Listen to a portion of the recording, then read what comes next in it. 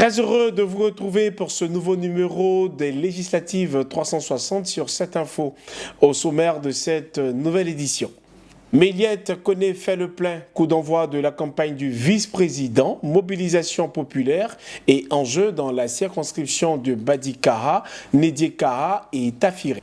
Nous irons à Diabo où un code de conduite pour les candidats a été signé pour le but d'un scrutin apaisé, engagement des candidats autour du dialogue et de la cohésion sociale. Qui peut être candidat? Nous en parlerons avec notre chroniqueur politique.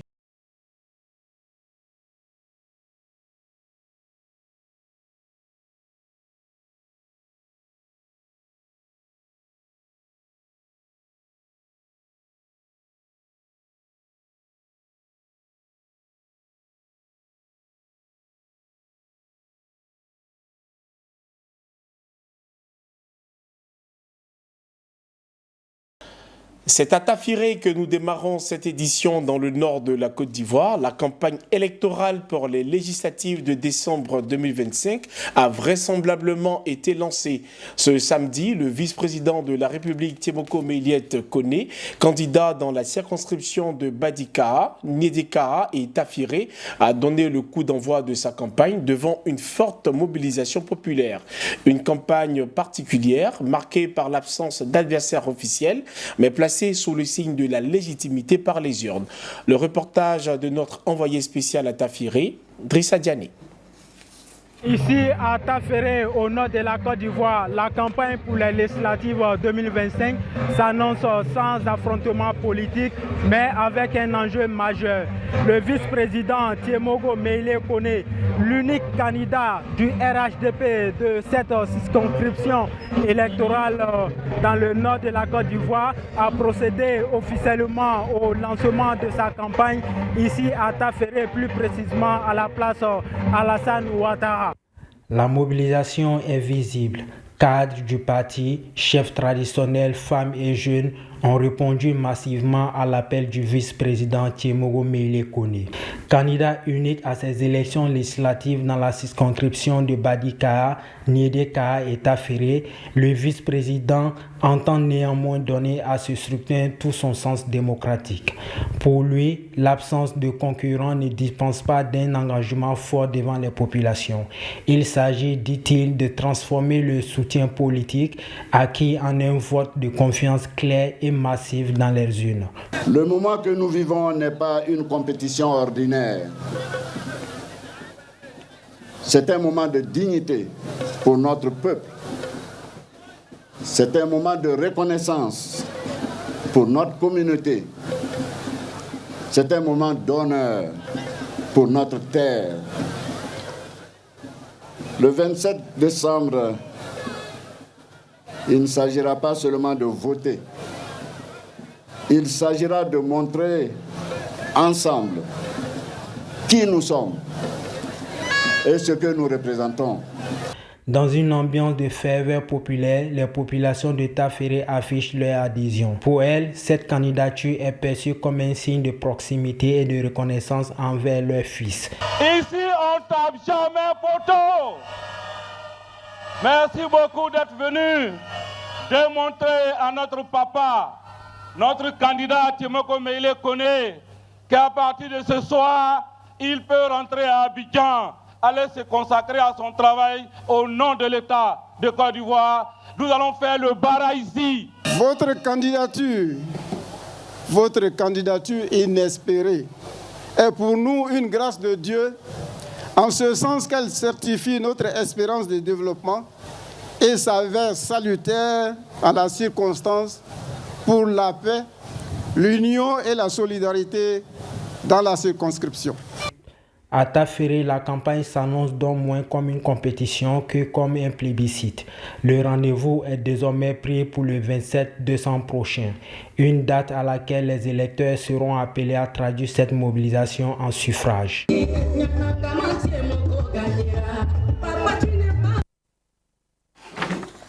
Direction Pithian-Gaumont dans la région du Poro, où le ministre Fidel Sarasoro a rencontré les populations dans le cadre d'une visite fraternelle axée sur les prochaines élections législatives. Porteur du message du président de la République Alassane Ouattara, il a appelé à l'unité et à une forte mobilisation en faveur des candidats du RHDP, tout en posant un geste social notable avec la remise d'une ambulance aux habitants. Le reportage est signé Zénab Gomri. En visite dans la région du Poro, précisément à Pithian-Gaumont, le ministre Fidel Sarasoro a exprimé sa profonde gratitude pour l'accueil fraternel et chaleureux qui lui a été réservé. Lors d'un meeting à la place publique, il a salué l'engagement des femmes et des jeunes du RHDP avant de transmettre les remerciements du président de la République Alassane Ouattara aux populations pour leur mobilisation massive lors des dernières élections présidentielles, marquées par un taux de participation exceptionnel. Cette rencontre a également été marquée par la remise de plusieurs dons, dont une ambulance, un geste hautement symbolique et utile, répondant à un besoin urgent des populations en matière de prise en charge sanitaire. Je suis venu vous saluer au nom du président de la République, son Excellence Alassane Ouattara, et vous dire merci. Merci pour avoir voté massivement le président de la République lors des dernières élections présidentielles. J'ai une expression que j'utilise généralement, je dis, vous avez fait fort ici. Vous avez fait fort. Du jamais vu. Le président dit souvent, on entend dans certaines localités, des gens qui disent, il est le candidat du président. Ici, on passe ici, c'est le candidat du président. Oui, je suis indépendant, mais vraiment, en réalité, je suis RHDP. Oui, je suis indépendant, mais en réalité, c'est moi le candidat du président. Le président dit de vous dire qu'ici, à Niafoin, ici, le candidat du RHDP, c'est Faubin. Et je voudrais que vous l'acclamiez. Porteur des attentes des populations, le ministre a réaffirmé son engagement à transmettre au président de la République. Il a appelé à la discipline, à l'unité et à une forte mobilisation pour les législatives en faveur du candidat du RHDP, soulignant que la continuité du développement dépend d'un soutien politique solide. Et pendant ce temps, à Diabo, les acteurs politiques optent pour l'apaisement. À l'initiative des autorités traditionnelles, les candidats à la députation ont signé un code de bonne conduite affichant leur volonté commune de faire du scrutin du 27 décembre un rendez-vous démocratique sans violence, fondé sur le dialogue et la cohésion sociale. Le reportage est signé Oscar Kwasi. Il est commenté par Diendi Yenikaï. Les candidats aux élections législatives de la circonscription Diabo-Languibonou ont signé le vendredi 19 décembre, jour d'ouverture des campagnes, à l'initiative du chef de canton, Blo Nanon-Baté Thomas, dans la cour royale de Diabo, un code de bonne conduite pour un scrutin sans violence dans la circonscription. À travers ce code, les candidats ou leurs représentants ont pris l'engagement de respecter et de mettre en œuvre avant, pendant et après les élections du 27 décembre, 21 dispositions. Les signataires ont également décidé de privilégier le dialogue et la concertation entre acteurs politiques locaux en vue de consolider la paix. Nanon Baté Thomas, chef canton, Blo de Diabo, initiateur du code de bonne conduite, lance un appel aux candidats et aux électeurs. Le message que j'ai voulu faire passer, c'est que les enfants qui se présentent aux élections législatives de la circonscription 059 de Diabo, commune de Languibonou, ce préfecture, sont nos enfants. Ils aspirent tous à être les porte-parole du peuple. À ce titre, les élections, ce n'est pas la guerre, ce n'est pas des palabres, c'est vraiment un langage bien que je voudrais que ces candidats puissent donner aux populations. Et qu'au sortir de ça, le peuple bleu restera toujours le peuple bleu. En fait que ces enfants qui sont là puissent être au même niveau d'information et que le développement qu'ils voient de l'autre côté puisse être puissent être venus au niveau de Diabo. Donc c'est un message d'apaisement et de cohésion sociale et de paix que je lance à tous les candidats pour que cette élection soit vraiment apaisée. Christophe Conan, directeur de campagne du candidat RHDP, salue l'initiative et insiste sur la cohésion. Depuis la pré-campagne jusqu'à la campagne qui se suit aujourd'hui, nous sommes dans la dynamique de la paix pour le peuple boulot. Moi, en tant que directeur de campagne, je dis toujours à la population, tous les candidats sont des frères et sœurs. Le 28, là, on ne parlera plus d'élection, on parlera des cadres boulot. Et donc, aujourd'hui, là, nous ne sommes pas des ennemis, nous ne sommes que des adversaires politiques. Et donc, à chacun de vendre son offre politique à la population, et puis le choix revient à la population. Pour Guillaume Kouassi, représentant du candidat du PDCI-RDA, ce code permettra d'éviter la violence. En ces moments de campagne, il y a beaucoup d'animosité entre candidats.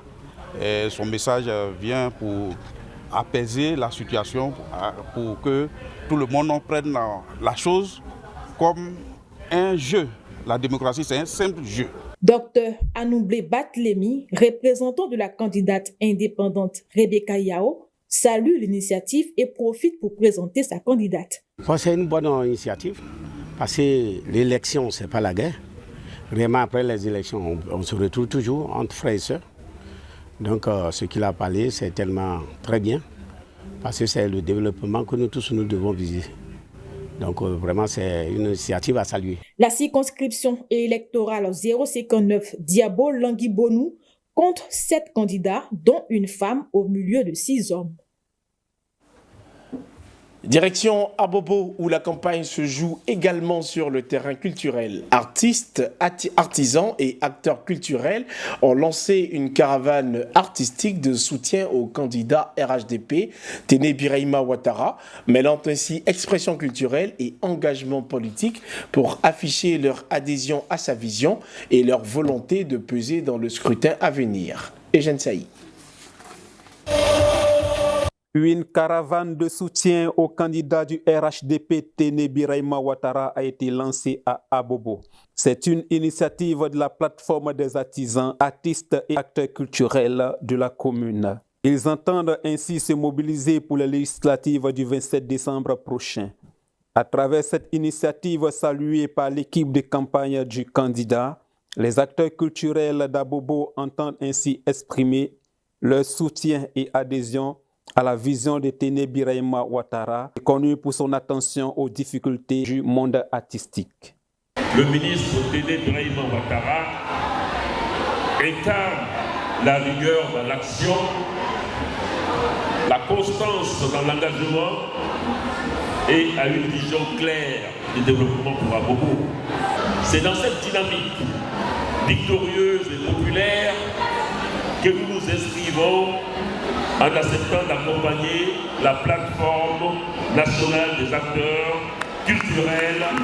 On estime que le ministre d'État, par sa position, par son charisme, reflète mieux celui-là même qui va venir insuffler un dynamisme nouveau, qui va venir accompagner encore les actions de Madame le maire de la commune d'Abobo, amplifier ses actions et donner un positionnement très très important à tous les acteurs culturels de la commune d'Abobo. Et donc ce sera une caravane qui sera très artistique, très animée avec tous les acteurs, que ce soit le théâtre, la danse, la musique. Tous les arts vivants vont prendre part à cette caravane-là. Sketch, danse et animation artistique, le centre culturel a vibré au rythme de la culture et de la mobilisation politique, salué par le représentant du ministère de la Culture. Un moment de grande joie, beaucoup d'émotions parce que des artistes aujourd'hui prennent la mesure de leur pouvoir. La mesure de leur pouvoir dans la mesure où ils estiment que la culture doit être au début et à la fin. Et c'est ce que nous avons vu. Je pourrais dire que TBO, c'est un nom providentiel pour Abobo et les artistes l'ont bien perçu. Aujourd'hui, la plateforme des acteurs culturels lui dit bonne arrivée. Nous nous battrons pour que tu sois le député et c'est une bonne chose. Avec cette caravane artistique, les acteurs culturels d'Abobo annoncent leur détermination à prendre toute leur place dans la campagne électorale en vue du scrutin du 27 décembre prochain.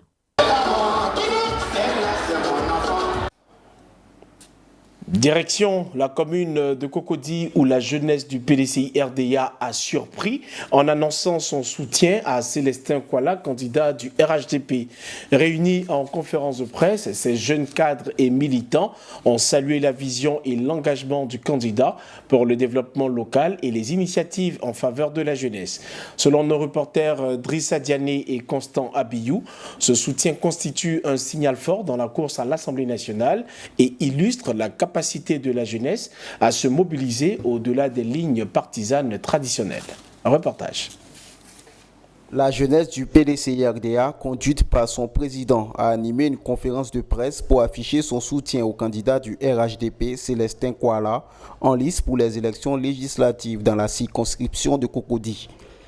À travers cette rencontre avec les médias, les jeunes du PDCI-RDA de Cocody ont expliqué les raisons de leur soutien et appelé les militants à se mobiliser autour du candidat du Rassemblement des oufouettistes pour la démocratie et la paix. Pour l'intégrité de la nation ivoirienne et pour le développement réel de notre commune, nous apportons notre soutien à M.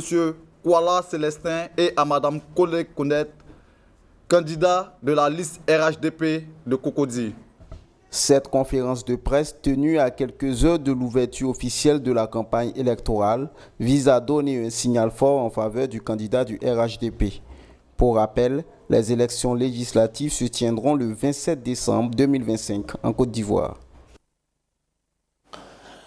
Et après ces différents lancements de campagne à travers le pays, place au décryptage. Dans le décodeur de cette info, nous recevons Serge Kofi, chroniqueur politique, pour analyser justement les contours des législatives 2025 autour du thème législative 2025 qui peut être candidat. C'est tout de suite.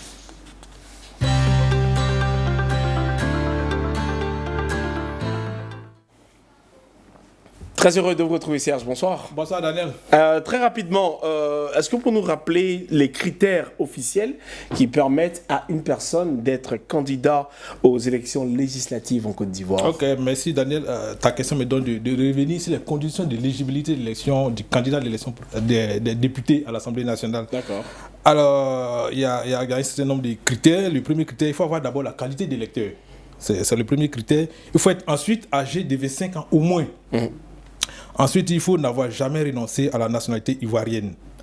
Il faut aussi avoir résidé de façon continue en Côte d'Ivoire 5 ans avant l'élection. Maintenant, cette restriction ne s'applique pas à un certain nombre de personnes, c'est-à-dire des représentants diplomatiques et puis des consulaires ou des personnes qui sont en mission à l'étranger pour le compte de l'État de Côte d'Ivoire ne sont pas concernés par cette restriction. Maintenant, un autre aspect aussi qu'il faut aborder dans l'aspect de capacité à être candidat à l'élection des députés, c'est aussi l'aspect de l'éligibilité. Sont inéligibles les personnes ayant acquis la nationalité ivoirienne depuis moins de 10 ans. D'accord. C'est-à-dire l'élection a lieu cette année, en 2025, vous avez la nationalité ivoirienne seulement. En 2015 2015, vous n'êtes pas concerné. D'accord. Maintenant, il y a un certain nombre de personnes aussi qui ne peuvent pas, enfin, dont le dossier de candidature ne peut pas être accepté, sauf si seulement qu'elles disposent d'une mise en disponibilité d'une durée de 5 ans, c'est-à-dire la durée du mandat des députés à l'Assemblée nationale. Et parmi ces personnes, il y a les membres du Conseil constitutionnel, les magistrats, les membres du corps préfectoral, les militaires et assimilés. Maintenant, en cas de non-élection ou de non-réélection au terme de leur mandat, ces personnes réintègrent de plein droit leurs fonctions d'origine. On le sait, pour cette élection des législatives en Côte d'Ivoire du 27 décembre 2025, on dénombre 2740 candidats. C'est quoi la tendance particulière que vous remarquez sur les différents candidats en lice? Est-ce qu'il y a beaucoup plus de participation de jeunes, beaucoup plus de femmes aujourd'hui? Alors, je n'ai pas les chiffres dans les détails sous les yeux actuellement, mais je pense qu'il y a beaucoup plus, on va dire, la tendance qui est assez remarquable. C'est le nombre de candidatures indépendantes qui est en hausse au fil des élections. D'accord. Donc cette année, il y a encore mieux mieux que l'élection présidente, il y a beaucoup plus de candidatures indépendantes. Alors beaucoup de personnes commencent à se détacher des partis traditionnels pour être candidat. Et on parle aussi de limitation de la multiplication des candidatures dans certaines circonscriptions. Est-ce que vous pensez que cela peut influencer le scrutin ou les résultats du scrutin et les chances même des partis traditionnels? Alors la multiplication des candidatures dans certaines circonscriptions électorales, ça dépend. Il faut l'apprécier à deux niveaux, je pense. Au premier niveau, cela est un danger pour les partis traditionnels, c'est-à-dire les candidats des partis traditionnels. Pourquoi? Parce que quand il y a beaucoup plus de candidats, je pense, surtout quand c'est des candidatures indépendantes issues de ces partis-là, il y a une espèce on va dire, il y a un partage des voix. D'accord. C'est le cas déjà. On va dire une déperdition de voix qui fait que le candidat proposé, investi par le parti, a moins de chances, ça lui donne moins de chances. Parce qu'un candidat indépendant qui vient et il y a une déperdition de voix, ça l'arme un peu profiter à l'adversaire qui est en face. Donc je pense que c'est d'abord ça pour les partis traditionnels. Sinon pour les candidats issus des candidats indépendants, je pense qu'il n'y a pas de difficulté particulière. Alors dernière question, comment est-ce que le choix des candidats et leur profil peuvent-ils influencer la participation et l'engagement même des électeurs lors du scrutin? Alors, je reviens encore sur la réponse que je viens de donner. Pour les partis traditionnels, lorsque le choix est fait en adéquation à la volonté de la base, cela provoque moins de difficultés. C'est-à-dire, quand le choix du candidat répond aux aspirations de la base militante, généralement, il n'y a pas d'accroc. Mais quand le candidat il est peut-être parachuté, ou bien il est fait en déphasage de la volonté populaire de la base militante, cela provoque quelques difficultés. Maintenant, pour ce qui est l'influence sur la participation et l'engagement des électeurs. Maintenant, la participation des électeurs, quand le candidat, par exemple, il a posé beaucoup d'actions de développement dans sa région, dans sa circonscription. Ça peut être un atout pour lui. C'est un atout pour lui, tout ça, tout naturellement. Est-ce que ça veut dire que les tout nouveaux candidats ne peuvent pas avoir de chance? Nouveau, mais ça dépend peut-être le nouveau aux yeux du grand public. Aux yeux du grand public peut être nouveau, mais dans sa circonscription. Voilà, ici, il y a une certaine proximité dans sa région, qu'il a posé suffisamment d'actes de développement dans sa région. Cela peut être vraiment un grand atout pour lui. Dernier mot avant de terminer cette édition. C'est de souhaiter que cette élection-là se déroule vraiment dans la paix, qu'il n'y ait pas de violence tout simplement. Qu'il n'y ait pas de violence. En tout cas, c'est tout le mal qu'on souhaite à toute la population vivante en Côte d'Ivoire. Mesdames et messieurs, cette édition prend ainsi fin. Merci de nous avoir suivis. À demain.